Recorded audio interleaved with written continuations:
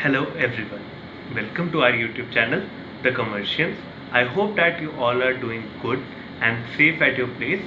In today's video, we will discuss the chapter 5 of the T.S. Garewal accountancy book, that is Accounting Question. If you like my video, then please hit the subscribe button and please hit the bell button also so you can get the latest update of my videos, and please hit the like button also. तो अब हम start करने लगे accounting equation. तो इसको बनाने के लिए मतलब जब जब वहां पे लिखा होता है प्रिपेयर एन अकाउंटिंग इक्वेशन, तो एक बेसिक फॉर्मूला जो यूज होता है एसेट्स, तो वो ये है assets minus liabilities is equal to capital, और capital plus liabilities is equal to asset. बात तो ये रहेगी, लायबिलिटीज इधर पहले जब यहाँ पे एसेट था जब माइनस हो रही थी, उधर जाके कैपिटल में प्लस हो जाएगी। तो अब इसे हम ये भी कह सकते हैं कि जब हम अपनी फर्म की कैपिटल निकालते हैं तो जब खर्चों को अपनी इनकम में से माइनस करते हैं, मतलब एक्सपेंसेस को इनकम में से, कमाई में से जो माइनस करें, तो वो कैपिटल निकल जाती है। तो अब हम लोग स्टार्ट करने लगे इसके treatment. First treatment, purchase of an asset.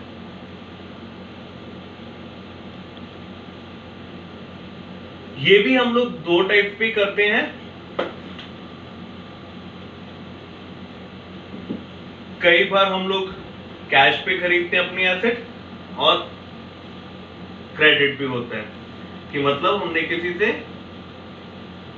उधार पे खरीदी चीज। अब एसेट है, अब एसेट का जब हमने कैश पे खरीदी, हम किसी के पास गए, हमने मशीनरी खरीदी, फर्नीचर, कुछ भी, तो हमारी कंपनी के लिए वो एसेट बन गई। अगर मशीनरी नहीं होगी तो आप अपनी फैक्ट्री आपकी, तो आप गुड्स कैसे बनाएंगे, प्रोड्यूस कैसे करेंगे। अब अगर हमारी कोई रिटेलिंग की दुकान है, अगर फर्नीचर नहीं होगा, जैसे अगर कपड़ों की दुकान है तो मतलब सोफा नहीं होगा तो आएगा तो जो कस्टमर होगा वो बैठेगा कहाँ पे। तो एसेट्स ऐसी चीजें होती हैं जो हमारे कंपनी में कोई अपनी चीजें जो हम लोग बना रहे हैं या फिर बेच रहे हैं, उनको बेचने या फिर बनाने में जो हेल्प करते हैं वो एसेट होते हैं। अब फर्स्ट है, अगर अब हमने एसेट खरीदी जब कैश पे, अब जब हम कैश पे खरीद रहे हैं, अब हम किसी से अगर मशीनरी या फिर सोफा कुछ भी खरीद रहे हैं, फर्नीचर, तो हम बंदे के पास जाएंगे, तो अब हम ये थोड़ी है, अब हम कह देंगे हम कैश पे खरीद रहे हैं बट उसे पैसे नहीं देंगे और सामान लेके आ जाएंगे, ऐसा तो हो नहीं सकता। अब अगर हम उसे कैश देंगे तो अब हमारा कैश तो कम होगा, कैश कम होएगा तो एसेट तो आ ही रहा है, तो अलग बन रहा है। अब हमारा कैश कम हुआ क्योंकि हमने कैश पे खरीदा है, जो एसेट है वो इंक्रीज हो जाएगा। चाहे कैश कम हो, एसेट है रहेगी तो कैपिटल सेम ही, कैपिटल का कुछ असर नहीं पड़ेगा क्योंकि कैश कम हो गया, एसेट बढ़ गया। तो अब उसके बाद अब हम लोग क्रेडिट पे देख रहे हैं। क्रेडिट का क्या होता है?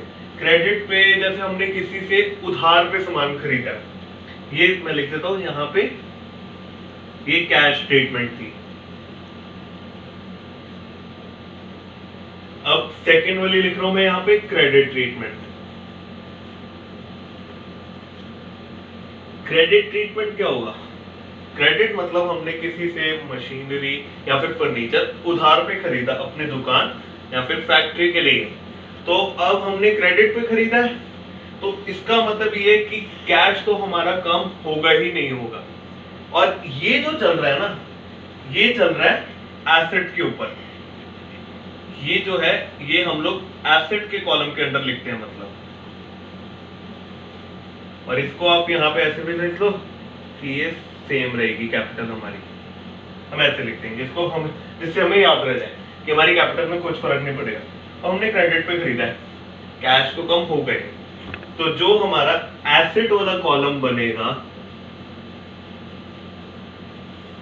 एसेट वाले कॉलम में कैश उतना ही रहेगा, कैश रिमेन सेम, कैश होए बैंक होए वो सेम रहेगा हमारा। और जो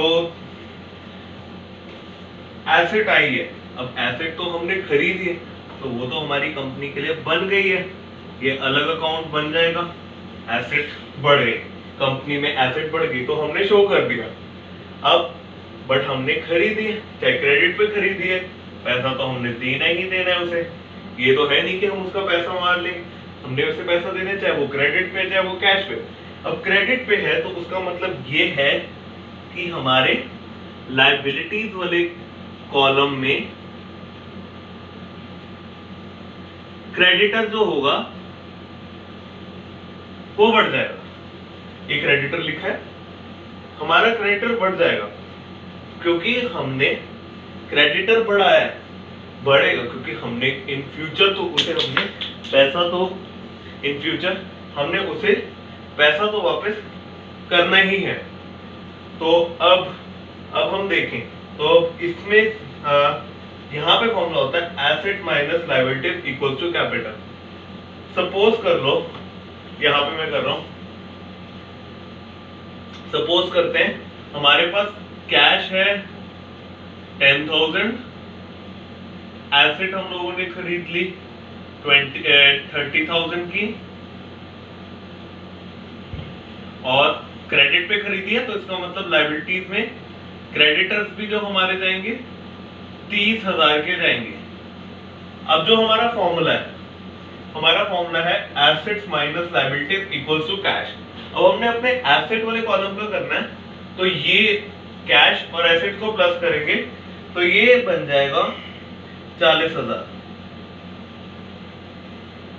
और क्रेडिटर्स हैं तो लायबिलिटी है, तो हम 30,000 को 40,000 में से माइनस कर देंगे।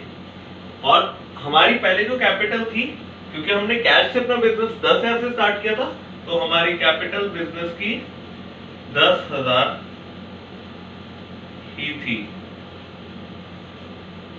कैपिटल 10,000 ही थी। मैं इसको ऐसे एक बार नीचे लिख देता हूं,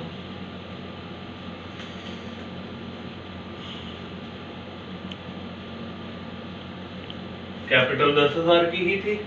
अब हमने इसमें से माइनस किया 30,000 को, लायबिलिटीज को जो हमने एसेट में से माइनस किया, तो हमारा आंसर आ गया 10,000। ये हमारी निकल गई कैपिटल। और पहले भी कितनी थी कैपिटल 10,000, तो हमें इसमें ये पता लग गया कि हमारी कैपिटल इस केस में भी सेम रहे।